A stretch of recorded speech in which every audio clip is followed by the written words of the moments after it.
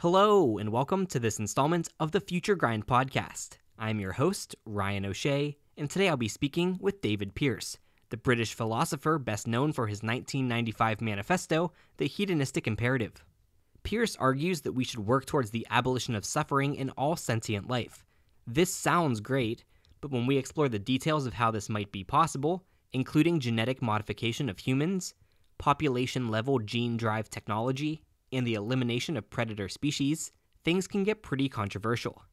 We explore these and other light and fun topics, including anti-natalism, existential risk, animal uplift, Nozick's experience machine, and more. As always, show notes and links are available at futuregrind.org. We're on iTunes, Stitcher, and wherever podcasts are found. A video version of this episode is posted on Facebook and YouTube. Make sure to subscribe on all of these platforms, leave a review, and you can also like, comment, and share to spread the word. If you'd like to keep this podcast running, you can donate at futuregrind.org/support, or you can purchase some of our newly released products at futuregrind.org/store. Because of you, this is Future Grind.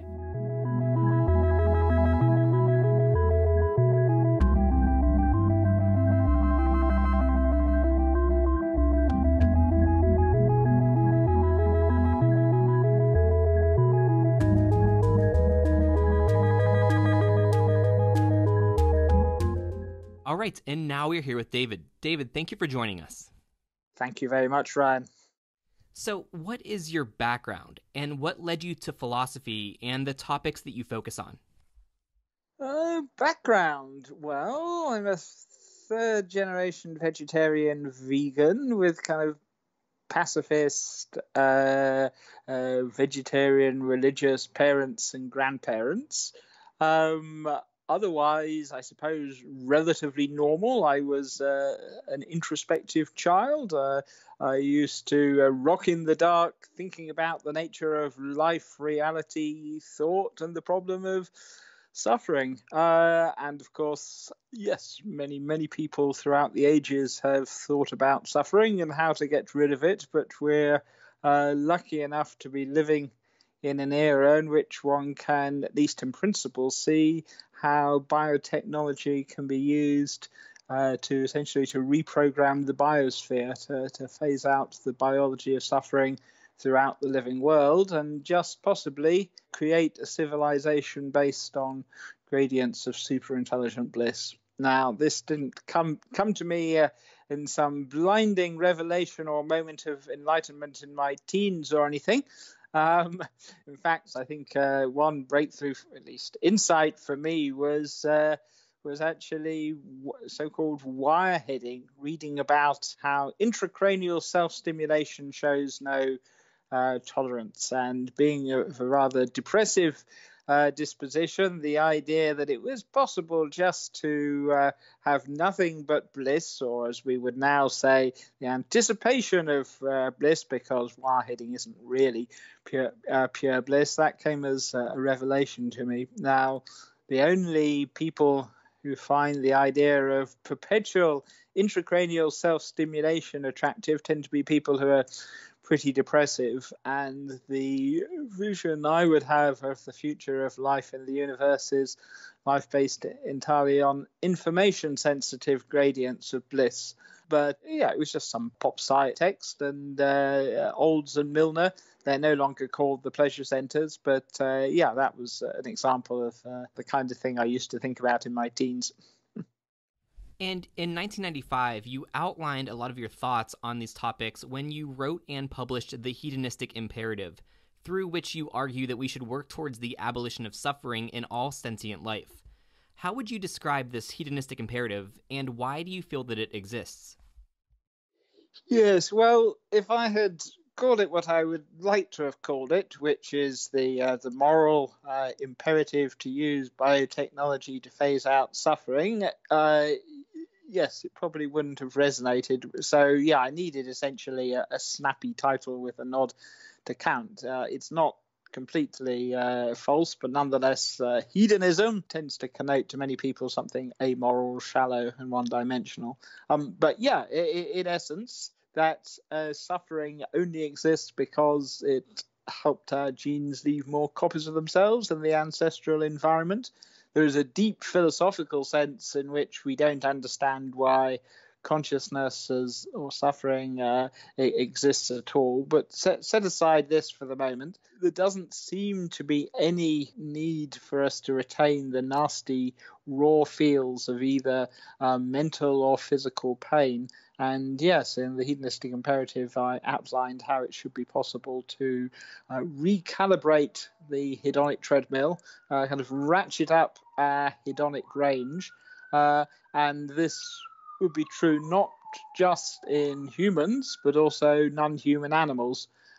Before one can start doing really ambitious things like reprogramming the biosphere, there are various obvious urgent things we need to do first, which is shut down, outlaw factory farms and slaughterhouses, which are probably the greatest source of severe and readily avoidable suffering in the world today. But looking further ahead, the Hedonistic Imperative, it is a kind of a blueprint or manifesto. Snappily, you could call it Buddhism plus biotechnology. I'm personally a secular scientific rationalist, so more likely to say Bentham and biotechnology.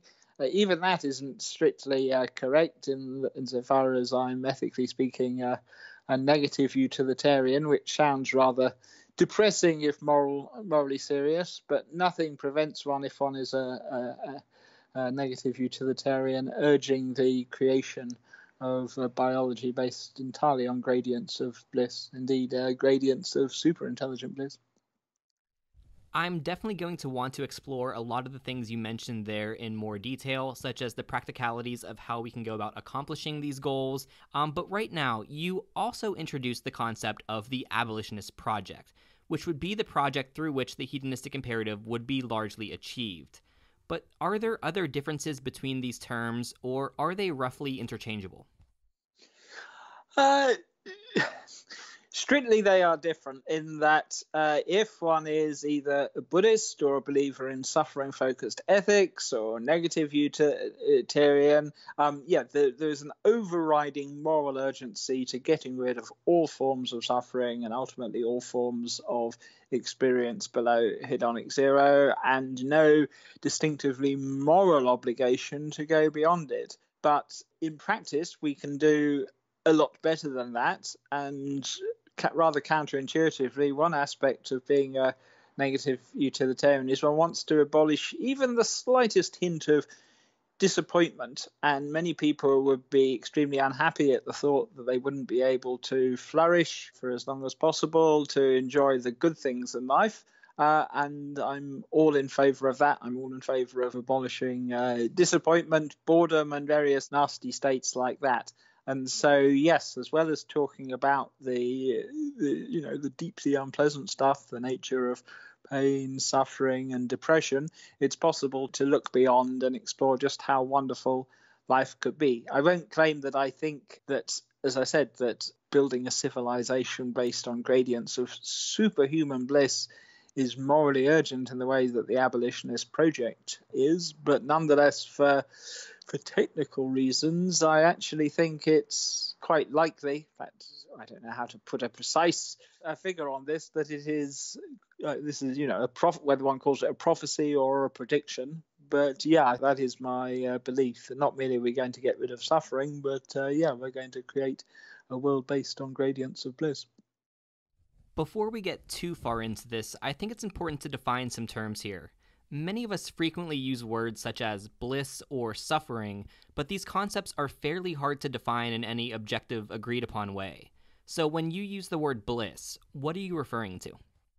To some extent, it is a primitive term, and that someone who really is chronically depressed can perhaps not really imagine what it's like to be happy, let alone blissful, and would perhaps define these terms as the kind of absence of suffering. But on a purely intuitive level, if you're a neurotypical person, think of your first love or a peak experience, or if you have dabbled with various euphoriant drugs, or shall we say the pleasures of the flesh. But One of the reasons I particularly stress the notion of gradients of bliss, information-sensitive gradients of bliss, is essentially the hedonistic imperative is not calling for anyone to embrace my distinctive conception of utopia. The idea is that by ratcheting up the hedonic treadmill, I mean, just imagine tomorrow morning you just wake up in an exceptionally good mood. You still got your values and preferences intact, but your hedonic set point is higher. And essentially, would like everyone to have the opportunity to have a much higher hedonic set point and no involuntary suffering. To some extent, I'm afraid I've waffled at you, but I'm afraid, to someone who literally has never experienced life above hedonic zero, which mercifully there are few people, though sadly they do exist, it won't mean much. But most people who have experienced some degree of pleasure and pain in life will know what I'm talking about when I say bliss. I mean, but let's be concrete. Just imagine your own peak experience. It may be extremely personal, or it may be much more typical, but nonetheless, the hedonic tone associated with whatever your peak experience is. So a similar question for the word suffering. Are you using this as a catch-all term for things like sadness and misery or pain, or are you seeing suffering as distinctly different from perhaps some of these other negative emotion terms?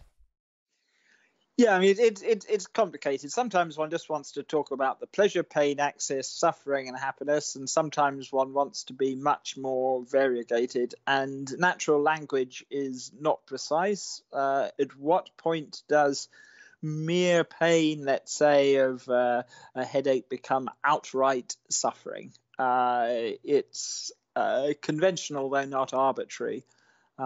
And ethically, clearly, the most urgent obligation is to get rid of the worst forms of unpleasant experience, both physical and mental, and this can be done via genetic engineering, biotechnology.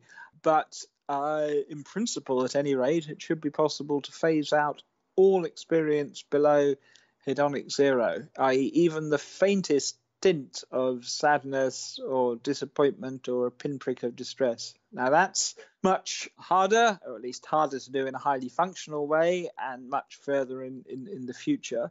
But in that, I think the notion of above and below hedonic zero is relatively well defined, because Sidgwick's natural watershed, hedonic zero, experience that is neither pleasant nor unpleasant, that's relatively well defined. I mean, this is a spurious position, but if experience today takes place within the range of -10 to 0 to +10, where -10 is horrific pain, agony, despair, 0 is neutral, and +10 is your most wonderful peak experience, I would essentially see that a long-term future in ratcheting up hedonic range so we can anticipate a future civilization of, let's say, +70 to a +100 if you want high hedonic contrast, or +90 to +100 if you want lesser hedonic contrast. Now, okay, this is all very sweeping. One could start getting down into some of the neurological details that are being teased out. When I wrote the Hedonistic Imperative back in 1995, the human genome hadn't been decoded, but we're racing ahead now. But I think, essentially all I've really aimed to do is just set out a kind of blueprint with enough technical detail to show it's possible, without nurturing any illusions that any plans or blueprints that I draw up are going to be dusted down at some future date. I mean, the science will very rapidly date.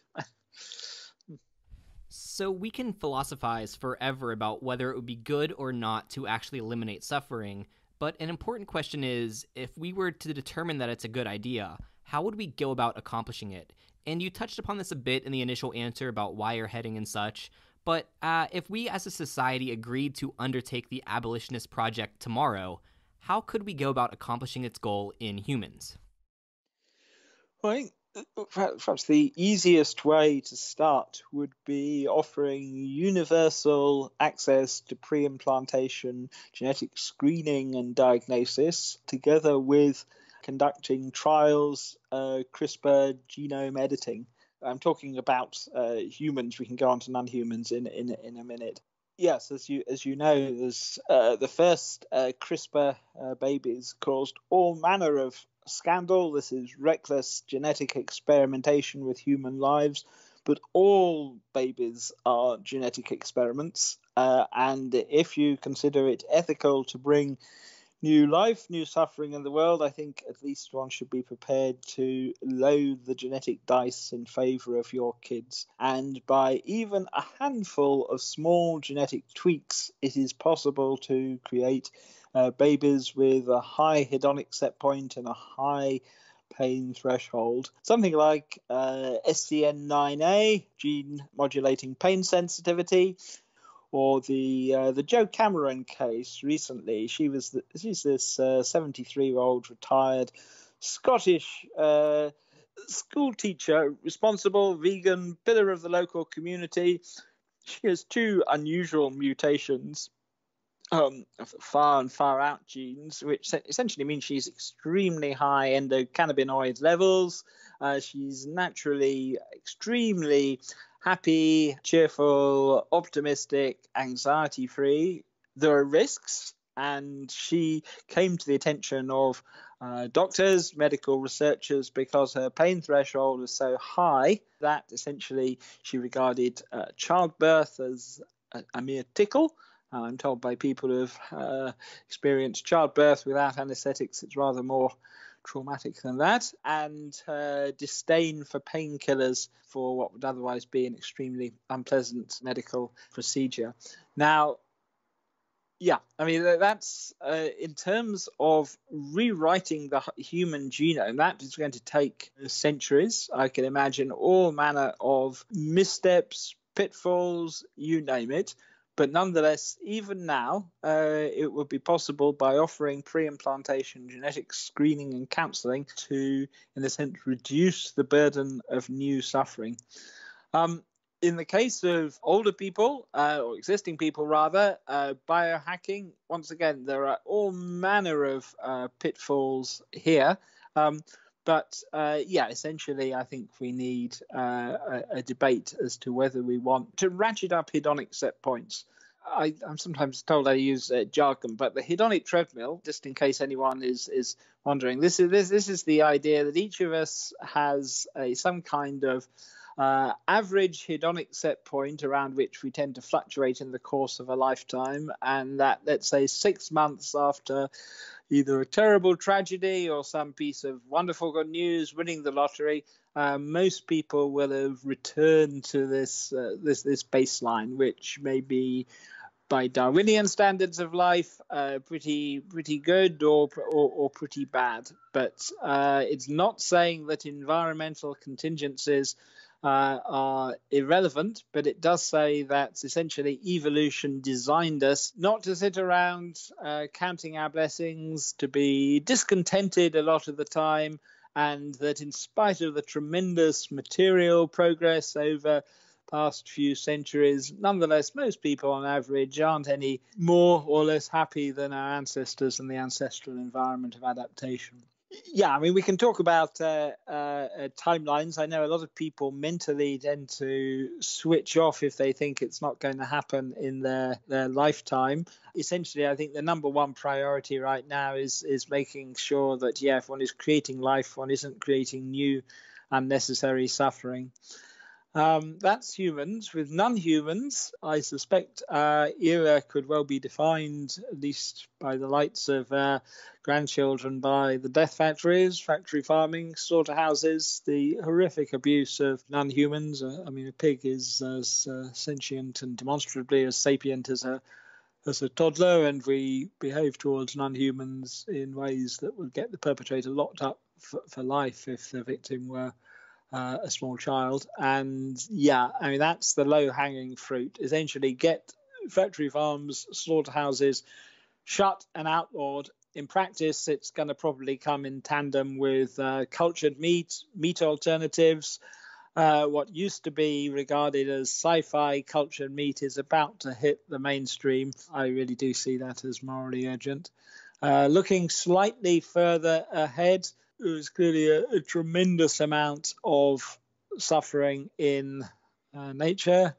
Wildlife, for most of our history, this, so far as people would worry about it at all, which most people don't, it would just seem a brute fact on the level of the second law of thermodynamics or something. But in practice, combination of CRISPR, genome editing, and synthetic gene drives that cheat the laws of so-called laws of Mendelian inheritance mean that we can actually treat the level of suffering in nature as an adjustable parameter and spread benign versions of, for example, low pain genes, high hedonic set points throughout the living world. I mean, that's a bit counterintuitive, because when I wrote the Hedonistic Imperative, I'd imagined that we would be starting with large terrestrial vertebrates, but something like synthetic gene drives would actually make it easier and quicker actually to tackle something like marine invertebrates or small rodents, essentially driving benign versions of genes across entire populations. Something like gene drives are going to be used first to eliminate vector-borne disease like malaria that affects humans as well as non-humans. But eventually the whole biosphere is programmable. I mean, one would start with something like kind of self-contained biospheres. It's not a matter of setting gung-ho PhDs at loose on the environment. So much of the suffering in the natural environment in the animal kingdom seems to be due to predation. Animals eating other animals, the suffering that's entailed in that. But ending suffering wouldn't necessarily have to entail ending predation. For example, you could modify a gazelle to thoroughly enjoy the process of being torn apart and eaten by a lion. This would eliminate the suffering, but would not eliminate the predation. Do you see any desire to eliminate predation if the animals, for example, enjoyed that process? This is the cow that likes to be eaten. In practice, the level of reprogramming there would be extraordinarily ambitious, given the point of aiming for low pain and elevated hedonic set points is that it's possible to retain the whole suite of adaptive behavioral responses, so that essentially, if you simply elevate hedonic set points, you enable living organisms still to respond to noxious stimuli. Whereas if you try to engineer a cow or a gazelle to enjoy being eaten, it's hard to see how the gazelle would be able to function outside some extremely contrived wildlife park. So I can understand how that explanation works for the natural world and the natural environment. I can think of an example, though, perhaps with factory farming, which you brought up, which I agree is terrible and we should work to eliminate it. But I can imagine a future in which we have cows and chickens that live in a largely natural habitat that makes them happy and meets their needs, and then they are painlessly killed at the end of their life. And during their life, they experience joy and gradations of bliss, and then have it ended for the meat consumption of humans. These are animal lives that would not have existed if they were not born for the purpose of being eaten later. Do you see any ethical concerns with this, or how would you like to solve this issue? I think in practice, going for cultured meat is a much more promising route. Whether it is growing human babies for the pot, what if they had a happy existence? Would this be ethical? Insofar as it's ethical for a human baby, I would say it's ethical for, let's say, a happy pig. But essentially, I think humans can't be trusted, and it's much better if we aim to uphold in law the sanctity of life, i.e. we aim at systematically helping sentient beings rather than harming them. And if we're thinking, how can we exploit and use them more humanely, this is potentially disastrous. So, yeah, I mean, sometimes I talk about high-tech Jainism. Jains, if you recall, in India, sweep the ground in front of them rather than inadvertently tread on an insect. Now, I'm personally a careless pedestrian and, as I said, a scientific rationalist. But, I think what is needed is a change in mentality, i.e. not thinking how we can exploit others with less cruelty and suffering, but how we can actively help others. In practice, I'm cynical, realistic, pessimistic enough to think that any true kind of moral revolution, it's no good asking humans, consumers, to make any non-trivial personal sacrifice, which is why I think cultured meat is so important, development of cultured meat. Cultured meat is also a kind of stopgap for today's obligate carnivores. Many people, if they hear someone wants to reprogram predators or phase out predation, think, oh, this evil person wants to kill my cat kind of thing.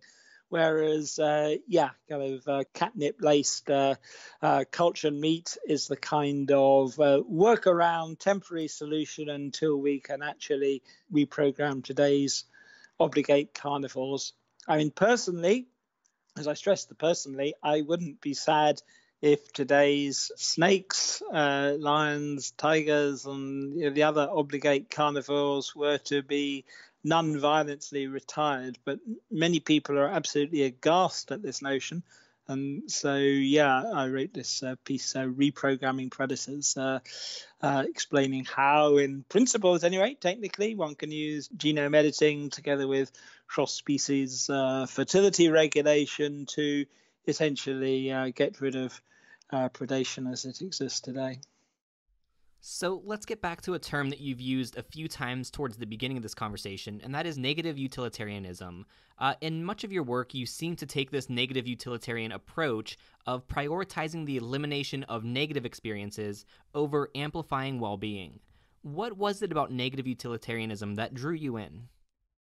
Yeah, I mean, one thing one needs to be careful of is that however much, one thinks one is talking about the next few million or billion years, but in fact one is describing one's own personal experience. And suffering, pain, low mood, thinking about it has loomed larger in my life than, shall we say, happy experiences. And any of your listeners who are basically happy or optimistic are likely to have a very different conception, of life on Earth as it exists today.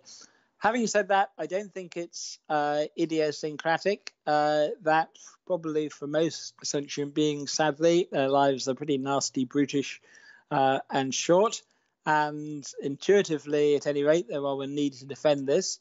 If someone is already happy and contented, there doesn't seem to be any inbuilt moral urgency to make them even more happy. I mean, I'm all in favor of it, but it's not morally urgent in the same way. Whereas if someone is suffering, or some sentient being is suffering, there's something about the very nature of suffering that it's self-intimatingly bad, which is not to say that most humans, let alone non-humans, are closet utilitarians. Nature has engineered things so that, at least from my perspective, I'm the center of the universe, and my suffering and the suffering of my loved ones matters more than everyone else. But insofar as one does take the scientific world picture, view from nowhere, one realizes that the egocentric illusion is an illusion, that suffering is self-intimatingly bad for me, and therefore it's self-intimatingly bad for anyone, anywhere. And that's, as I would see it, there's asymmetry. But it's not necessary for anyone to buy into negative utilitarianism, suffering-focused ethics, or even Buddhism to buy into the abolitionist project, in that most secular and religious belief value systems attach some weight to minimizing suffering in the world. And so, yeah, I think one should be aiming to reach out, compromise and consensus.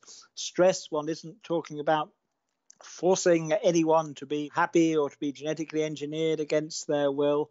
It's important not merely to delve into the purely technical issues, but also to explore the political, sociological angle. You referenced Hobbes there, and for many living things, life is still nasty, brutish, and short. And perhaps because of a lot of your work with negative utilitarianism, it gets into the realm of anti-natalism, which is often understood as a position that views procreation as a negative, often because the act of bringing new life into the world is likely to condemn that life to some level of involuntary suffering. I'd love to explore this further. Would you self-describe as anti-natalist, and what are your positions on this topic? Yeah, I'm a so-called soft anti-natalist, as distinct from a hard extinctionist anti-natalist. I personally don't feel it is ethically justifiable to bring more pain and suffering into the world. I think personally it's akin to child abuse. However, such is the nature of selection pressure that hard antinatalism simply won't work, that most people have a deep inner need to reproduce, to have children. And rather than moralizing at people who are determined to have children, I think it is much more fruitful to focus on ensuring that the lives of future children are initially not nearly as bad as they are for so many people today, but eventually blissful lives. Essentially, I agree with David Benatar, and I know probably most of your audience won't agree. They kind of better never to have been that I think Darwinian life is truly monstrous. It's unspeakable.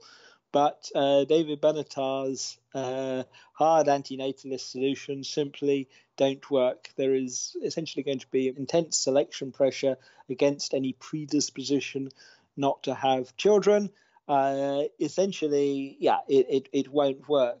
By contrast, something like the Abolitionist Project, in principle at any rate, though it is a monumental, mind-boggling challenge, in principle at any rate, I think one can see how it's going to happen, in that we're on the brink of a reproductive revolution of designer babies. And sure, the first things that are going to go are the recognized genetic diseases. But before long, there is going to be intense and intensifying selection pressure against a predisposition to the nastier forms of experience that were adaptive in the ancestral environment of adaptation. So, yes, I am an antinatalist. I wouldn't personally want to bring more pain and suffering into the world, but it's not my main focus. It's also worth stressing too that humans, in spite of the fact that we cause more pain and suffering than any species on Earth, we are the only species intellectually capable of reprogramming the biosphere to eradicate suffering altogether. So in that sense, it's important that we survive. You're on record as saying that if there existed a button that would instantly and painlessly eradicate our physical reality and all that inhabit it, you would push that button. Now, this button does not exist, so all conversations on this topic are largely hypothetical and therefore happen at a bit of a distance. But let's at least make this somewhat more plausible by saying that our universe had a false vacuum and you discovered an action that would trigger vacuum decay and near instantaneously eliminate all life on Earth and physics as we know it. Would you, if given that opportunity, trigger vacuum decay? Well, vacuum decay would indeed be instantaneous and involve no suffering. But personally, I would do so. I think a lot of people, particularly basically very happy people, find this unintelligible. But often I turn this turn status quo bias on its head. Instead of imagining this button that extinguishes all life and existence, imagine there is another button, and you press that, and a type identical copy of our universe, or strictly our multiverse, is created with all its joys and happiness and beautiful, but all its unspeakable pain, suffering. Something like 850,000 people kill themselves each year. Just unimaginable pain and suffering. Would you press a button to create a type identical copy of this world? And whether or not, on reflection, you would choose to do so, there doesn't seem to be anything abhorrent about refusing to create unimaginable suffering like this. And so essentially, I think that evolution has engineered us with status quo bias. It's not fruitful to, philosophers do these kind of things, but it's not fruitful to explore the what if, would you press the button? Instead of world destruction, I think it's more fruitful, in fact, more desirable to enshrine in law something like the sanctity of life. Because, imagine if one went to the doctor not knowing whether the doctor might think that, your quality of life was so bad you were put out of your misery or something. Humans can't be trusted. So I think, though I don't literally believe in the sanctity of life, I think it's far better to uphold it, to be thinking of ways, to promote the well-being of all sentience rather than the kind of the fantastical what if. Strangely, instead of, if one doesn't say one is negative utilitarian, one instead gives people the Ursula Le Guin fable, the ones who walk away from Omelas, in which this is a short story, inhabitants of the city of Omelas, this city of fabulous delights. Everyone has an absolutely wonderful, fantastic time, but for unexplained reasons, the existence of this wonderful city of delights is dependent on the torment of a single child. Now, compared to all the wondrous super happiness, this suffering of the single child is, it's a mere pinprick in comparison. But a lot of people would walk away from Omelas, even though it's just a single instance of child abuse. And essentially, that's the insight I have, that no amount of wondrous delights justifies the horror. So I'd walk away from Omelas, but given there is no off switch, I think we should be focusing on building a better world for everyone. Just one more point I would add here, that whereas classical utilitarians associated with the kind of the symmetry of pleasure and pain, negative utilitarians associated with essentially focusing on suffering. But if one is a classical utilitarian, in principle at any rate, one is morally obligated to press a button that unleashes a so-called utilitarian shockwave, where utilitarian is matter and energy optimized for pure bliss, and shockwave alludes to its velocity of propagation. And that if you think, and it sounds a quite kind of sensible thing to do, that shouldn't we be aiming to, not really minimize suffering, but maximize happiness, but nonetheless, classical utilitarianism, strictly applied, has maybe the seeds of the destruction of civilization too. So all ethical, all value systems have counterintuitive implications. No one need take seriously my own personal views on negative utilitarianism to think it would be good to phase out the biology of involuntary suffering. That's just my own personal view.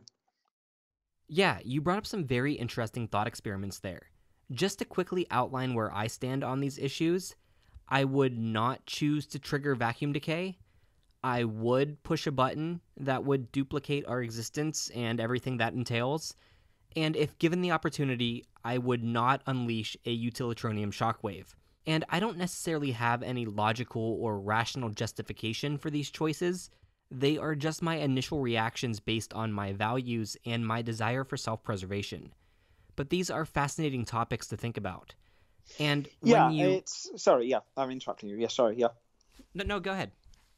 No, I was saying that back to the issue of practicalities, that's another reason to stress information-sensitive gradients. If we preserve essentially information-sensitive gradients of well-being, it's possible to retain critical insight, social responsibility, intellectual progress, and it's not asking you to give up your cherished values and beliefs. This is really quite important in that, so many people, we're social primates, have countless irreconcilable preferences, desires, and values, and it's logically impossible to reconcile them all. And certainly you and perhaps many of your listeners will not agree with my suffering-focused ethics. But nonetheless, by focusing on ratcheting up hedonic set points, it's not necessary for anyone to give up what they most care about, unless one of the things they care about is preserving hedonic set points, which isn't very common. When contemplating artificial general intelligence or artificial superintelligence, we often discuss the value alignment problem and the existential risk potential in AI. For example, if we task an AGI with eradicating cancer or eradicating suffering, it might determine that the best way to accomplish that goal would be to eradicate life. And in this way, the actions taken by the AGI might not be aligned with the values of the person creating the task. And in many ways, you seem to be what some might consider a human version of a poorly value-aligned AI. So I guess one way of phrasing my question is, are you an existential risk? Well, I don't think anyone is currently planning to delegate management of the global ecosystem to philosophers. So I don't think so. No, seriously. Yeah, I mean, there are different conceptions of what superintelligence amounts to. Very, very crudely, and I stress this is very crude typology, there are some conceptions of superintelligence that imagine essentially superintelligence as our biological descendants, genetically written, AI enhanced, but nonetheless our descendants, down the Neuralink route or something like that. And that is my scenario I find most credible, that essentially classical digital computers are zombies. They're not going to wake up and start investigating altered states of consciousness. There's an immense range of problems that are incomprehensible to digital zombies, and in that sense, and this is unusual for transhumanists, I'm, I suppose, a biological supremacist. That's one conception of superintelligence. The idea, yes, as I said, that not complete fusion, but a partial fusion of sentient beings, sentient transhumans and posthumans with unimaginable computer power at our disposal, to some extent integrated in our CNS. Then there is a second conception of superintelligence associated with Ray Kurzweil, essentially complete fusion of humans and our machines, possible mind uploading for technical reasons. I don't think mind uploading is feasible, that classical digital computers are not capable of phenomenal binding, never going to become subjects of experience. So I'm personally skeptical there. But there's a third conception of post-human superintelligence that originated mathematician I.J. Good, associated with Eliezer Yudkowsky and Miri, and most recently Nick Bostrom in his magisterial book Superintelligence, the so-called intelligence explosion scenario, which combines Moore's law with this notion of recursively self-improving software-based AI, essentially, some kind of runaway intelligence explosion, and the behavior of this notional AGI might be inimical to human interests for various reasons. I don't think this is going to happen, but when one talks about post-human superintelligence, one needs to define one's terms. I've strayed rather from your original question. Am I a risk? No. Could someone who thought like me be a risk in future? Well, as I said, I strenuously urge, sanctity of life. I'm upholding the sanctity of life in law, even the humblest creatures. I don't think humans can be trusted. Depending on your value system, someone like me might be a risk. But as I said, my own focus of my own work, and you might find it incongruous on a negative utilitarian, is actually the creation of life based on gradients of intelligent bliss. If you say something like Buddhism or suffering-focused ethics, this doesn't conjure up someone focused on creation of a civilization based on, let's say, plus 70 to a plus 100. And you brought up Nick Bostrom there, and this is all extremely interesting to me because in 1998, you joined forces with him to form the World Transhumanist Association, which now exists as Humanity Plus. And Nick Bostrom, of course, is the founding director of the Future of Humanity Institute at Oxford University, which studies and explores existential risk. So I think it's very interesting that a negative utilitarian that would end physical reality if given the chance, such as yourself, would team up with someone focused on mitigating existential risk and found an organization. How did the two of you initially partner for that, and what was the goal? Yes, you've picked up on a certain tension there. Essentially back in 1997, a young postgrad at LSE and part-time stand-up comedian Nick Bostrom. He came across my work, The Hedonistic Imperative, and fired off a couple of incisive questions, and we met up and set up the World Transhumanist Association. Nick, for him, I think he was much more focused on this idea, a different motivational architecture based entirely on gradients of bliss. I mean, the problem of suffering doesn't loom as large for Nick as it does for me. But we set up the World Transhumanist Association with this idea, kind of broad, essentially some kind of umbrella for the different strands of what has come to be known as transhumanism. It's a very, very diverse movement, to put it mildly. Sometimes I like to talk of the three supers: super intelligence, super longevity, and super happiness. But that's very simplistic. But as you rightly detect, there is a certain irony in a negative utilitarian and someone focused on existential risk joining forces like that, shall we say. I mean, I last chatted to Nick last year, Max Tegmark, Future of Life, when we were discussing the binding problem of all things, though it's more relevant to the issue of AI than you might imagine. But transhumanism is tremendously diverse, and you will get a dozen different definitions from people.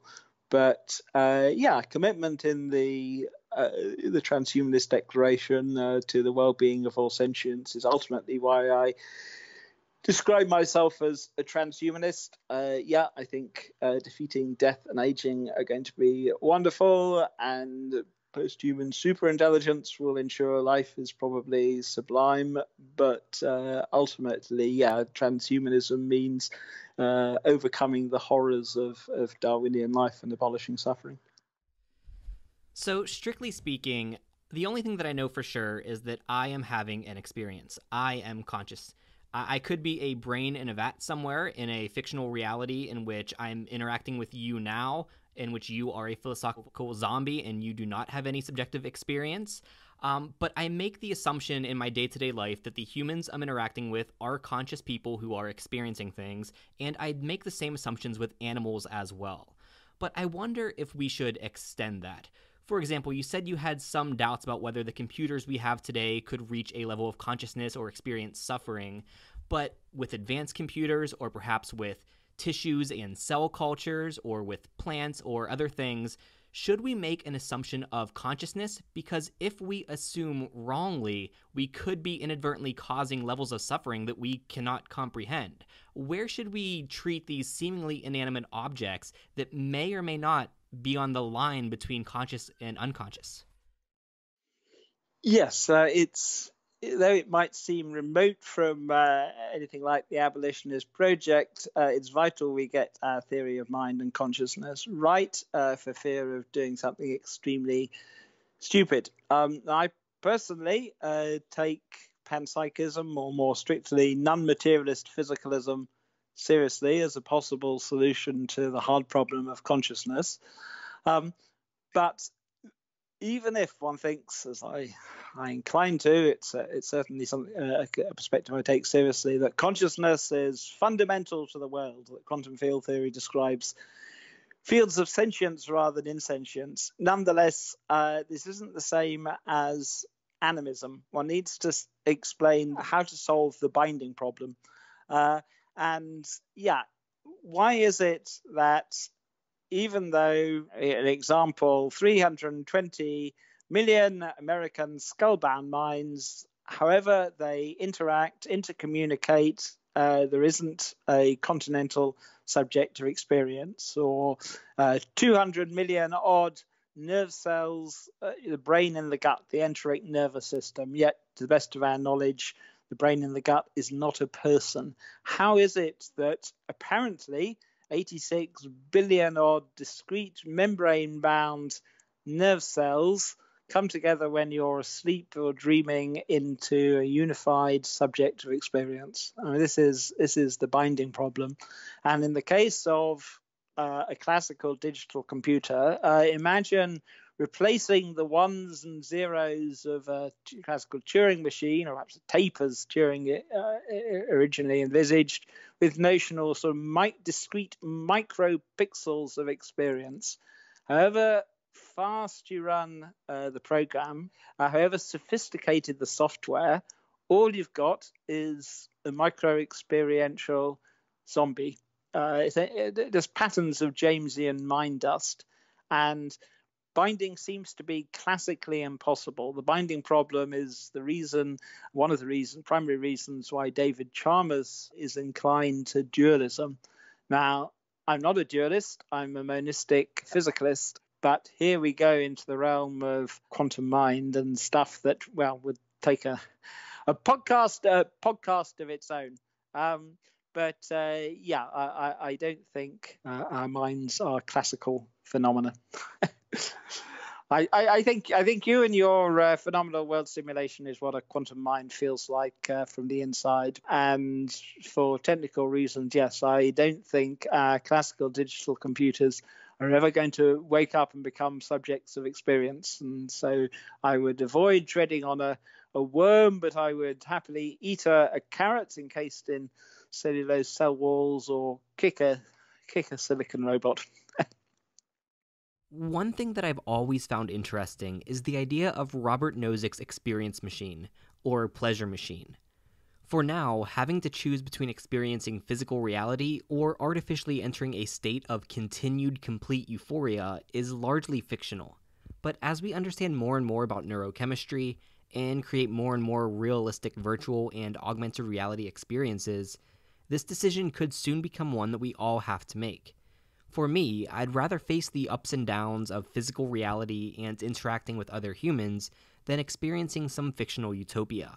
What are your thoughts on Nozick's experience machine? Yeah, I mean, personally, if I didn't think I could do any useful good in this world, I would happily step into an experience machine.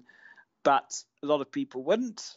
Though strangely, there's the so-called inverse experience machine argument, such that a lot of people, if they were, ask them, if you were to learn that your entire life was a lie, that you were essentially living in an experience machine, would you want to know?